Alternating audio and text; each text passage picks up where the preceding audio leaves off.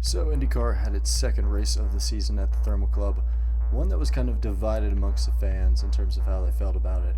I wanted to go into some of that today, how I felt about it, and the overall just kind of racing product on and off track. One of the questions heading into this race was going to be tire strategy and tire degradation, as the red alternate tires were going to be the faster tires for this race, but I was just wondering how long those were going to last and if you were using a newer used set, as we kind of saw at the end of the race.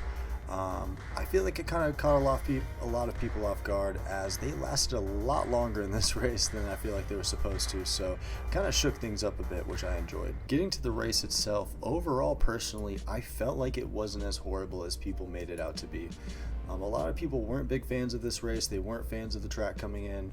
I myself personally, while not being a big fan of the atmosphere, I kind of try to separate the two a little bit. I kind of try and take it in of what is the actual on-track racing product and what can I take in terms of the event itself. If we're taking it in terms of the racing, I feel like this was a pretty standard IndyCar road course. Take Mid-Ohio, take Road America, take those kind of road courses where you're going to see these distant gaps between drivers. You're not going to see a lot of these kind of crazy passes, but we did see some big battles in this race, especially in the middle of the packs, which we really didn't see at St. Pete. So there could be an argument made that we saw more excitement in this race than we did in St. Pete. But getting into it, we had a pretty decent race start with a very interesting start in the very back of the field, as we had contact as Devlin DeFrancesco goes right into Scott McLaughlin, pushing him off track, and they both kind of spin out a little bit, and then had a funny interaction after the race, which was just fucking hilarious, as they both kind of get into it a little bit. You can go and look it up. IndyCar even posted about it. Really funny, honestly. I feel like people sometimes take these things way too seriously and think it's gonna, go on for the entire season. These things are usually cleared up within the day, or I feel like within that week. But just very funny overall. I feel like these are the things that really bring a lot of entertainment into IndyCar and just motorsports in general. And these guys are competitors, so I mean, they're going to be hot-headed at times. So yeah, it's just great entertainment overall. Yeah, that one's definitely on Devlin. But pretty much after that, we had a race that was pretty much dominated by Pato O'Ward, as he led 51 laps in this race. Like I was saying earlier, we noticed that difference in tire degradation. The alternate tires were lasting a lot longer, and people were able to make some pretty good passes, which they otherwise wouldn't be able to make with these hard compound tires. Had some decent kind of gaps in the middle of the field, but we did have a lot of passing as well. Robert Schwartzman looked really good early. I feel like he was kind of slicing through the field a bit. Christian Rasmussen was making moves, made a really good move on Scott Dixon that I liked. The AJ Foyt cars, I feel like, which were looking good early, but just didn't really have the strategy they wanted to have to get further up in the pack at the end of the race. But I feel like those two are really challenging each other this season, looking really fast, so that's really enjoyable to see. And Meyer Shank as well, just looking very consistent, especially on road courses. Very strong, always I feel like has a top 10 presence, as Felix and Marcus are very strong at these road courses.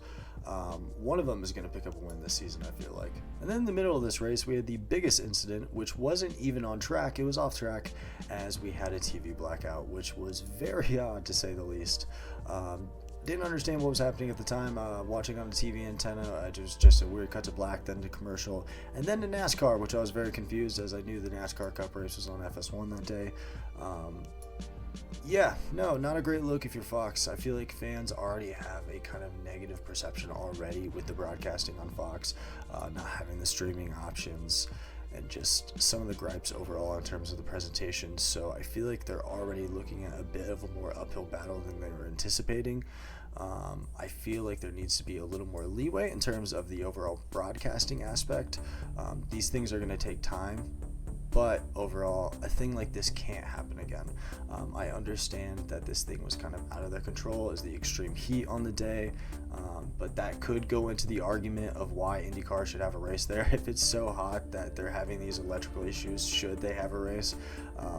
That is a fair argument that I feel like people can make. I feel like things will eventually rebuild, as I feel like they have listened to the fans a little bit in terms of the overall presentation and things and changes that the fans want.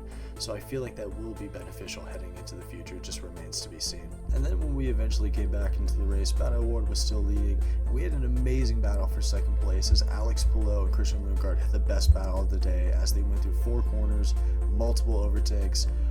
Just some beautiful racing, honestly. I loved it. was beautiful to watch. If you're going back and wanting to look at one of the best segments of the race, that is the best segment to watch, as they had a very good battle, looking very aggressive. Christian Lundgaard also not backing down, which you like to see out of him. Love the confidence. But Alex Palou was pretty much just gaining seconds on Pato O'Ward, who kind of got some bad luck as he got caught up in some lap traffic, and that was pretty much what did it, as Alex Palou was pretty much able to get the jump in the first place after Pato O'Ward looked like he was going to win this race. Looked very strong, led 51 laps, but it wasn't enough for the three-time defending champion, able to get first position and eventually the race win.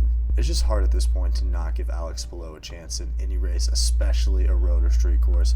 He is just consistent as hell and just doesn't screw up. While it may not be the finish that they were looking for, Pato O'Ward still had a very strong day. Got second, very good points day. He did lead a lot of laps in this race and probably going to be disappointed not getting that win, but just very good and a very strong start overall.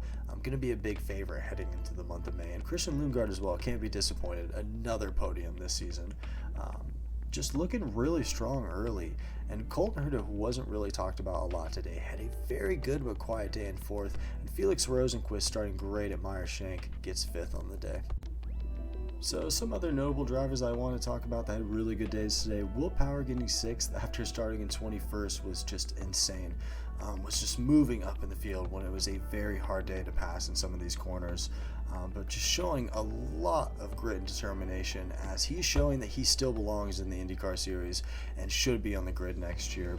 Alexander Rossi had a strong day in 9th. Scott Dixon finishing in 10th after he kind of struggled a bit and was in towards the back of the pack in the middle of the race. So very strong day for Scott Dixon, can never count him out. Christian Rasmussen, not really talked about, as a lot of people are talking about Alexander Rossi, but Christian Rasmussen is really great at these road courses, finishing in 12th. And Kiffin Simpson, who's showing some determination, I feel like, as people were questioning if he should be in that car, myself included. But he's just improving race after race, and that's all you can really ask for, as he had a pretty decent day in 15th. And as people kind of ask the question of should IndyCar run at the Thermal Club for 2026 and beyond, and should it be a points race, I think that IndyCar should run it, but it should not be a points race. My proposal would be switching the Thermal Club, making it a preseason race to get fans excited for the opener of St. Pete.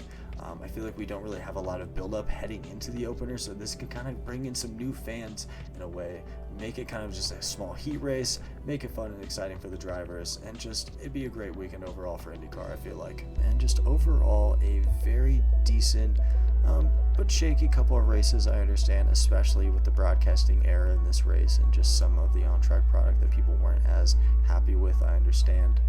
But overall, I felt like it's a decent start to the season for IndyCar, and I feel like Long Beach is going to be the race that really propels it up a bit in terms of kind of picking up some steam a little bit as we kind of shake off some of the early rust, I feel like, for the start of the season. And I feel like things are just going to get better and better as we progress throughout the schedule. And my prediction going up into Long Beach, obviously remains to be seen if anyone's going to be Alex Palou this season, but if I'm going to go with anyone, I'm probably going to go with Colton Herta, looking very strong this season. But I'd like to hear any thoughts down below in terms of predictions for the Long Beach Grand Prix, and just any thoughts in terms of the Thermal Club, the event itself, or just the video in general.